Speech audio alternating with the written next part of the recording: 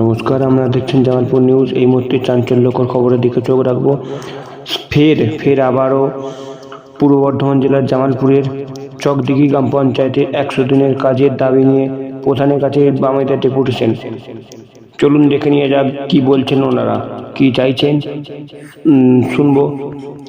আমাদের প্রতিনিধি সুব্রত চক্রবর্তী কি জানাচ্ছেন ও কি সেটা ঠিক করে তার মেরুদণ্ডটা কতটা সোজা আছে।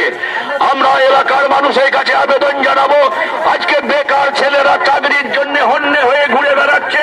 আজকে চকদিঘি পঞ্চায়েতে ডেপুটেশন দিলাম যে হাইকোর্টের অর্ডার অনুযায়ী যাতে 1 আগস্ট থেকে 100 দিনের কাজকে আবার পুনরায় চালু হবে, এই দাবিতে আমরা আজকে ডেপুটেশন দিলাম। আমরা জানেন যে বামপন্থীরা যখন কেন্দ্রে ইউপিএ 2 সরকার ছিল, গরিব মেহনতি মানুষের স্বার্থে 100 দিনের কাজকে তারা ছিনিয়ে এনেছে।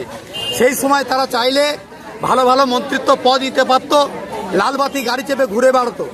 কিন্তু আমরা এই শ্রমজীবী মেহনতি মানুষের কথা ভেবে যারাদের একমাত্র সম্বল তাদের শ্রমটা বিক্রি করে আজকে কৃষিতে হচ্ছে বিকল্প যন্ত্রপাতি খোলে শ্রমিক তার শ্রমের দিবস হারাচ্ছে। তাই আমাদের সেই সময় দাবি ছিল 100 দিনের কাজকে গরিব মানুষকে যাতে তাদের হচ্ছে মুখে হাসি ফুটানো যায়, সেই 100 দিনের কাজ আমাদের চালু হয়েছিল। কিন্তু আমরা কি দেখতে পেলাম, তৃণমূলের দুর্নীতির দায়ে আর বিজেপির উদাসীনতার ফলে 100 দিনের কাজ বন্ধ হয়ে গেছে। তাই আজকে আমরা ডেপুটেশন দিলাম যে হাইকোর্টের অর্ডার অনুযায়ী অবিলম্বে 100 দিনের কাজকে আবার চালু করতে হবে, যাতে সমস্ত গরিব মানুষ 100 দিনের কাজ হোল্ডাররা তারা কাজ পায়, সেই ব্যবস্থা করতে হবে।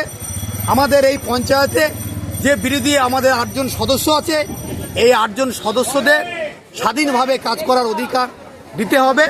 এই কটা আমাদের আজকে 100 দিনের কাজ বর্তমান আমরা করেছি, টাকা পাইনি। সেই টাকা তৃণমূল সরকারের ক্যাডাররা কর্মীরা খেয়েছে। বৃন্দা আবাসনের ঘর, প্রধানমন্ত্রী আবাস যোজনার ঘর এই সরকার খেয়েছে। আমাদের গরিব মানুষের রাস্তাঘাট খানাখন্দে ভরে আছে, তার কোনো সংস্কারের ব্যবস্থা নাই। সব লুটের রাজত্ব চলছে। এই লুটের রাজত্ব থেকে আমাদেরকে বাঁচতে হবে, সাধারণ গরিব মানুষ আমাদেরকে বাঁচতে হবে। খেয়ে পড়ে বাঁচার জন্য আমাদের 100 দিনের কাজের দাবি রয়েছে। এই পঞ্চায়েতে আমরা এসেছি, আজকে পঞ্চায়েতকে কাজ আমাদের দিতে হবে সাধারণ গরিব মানুষকে, এই বলি আমার আমরা 100 দিনের কাজের জন্য এসেছি। তো আমাদের কাজ বন্ধ হয়ে গেছে, আর 100 দিনের কাজ করেও তো টাকা পাওয়া যায় না। দিয়ে আমাদের নতুন করে আবার কাজ চালু করবে বলে এটা হচ্ছে যে বন্ধ করে দিয়েছিল বলে, তো তার জন্য এই বক্তব্য দিচ্ছে আমাদের যাতে কাজটা ঠিক হয়। আমরা তো গরিব মানুষ, আমরা খেটেই খাই।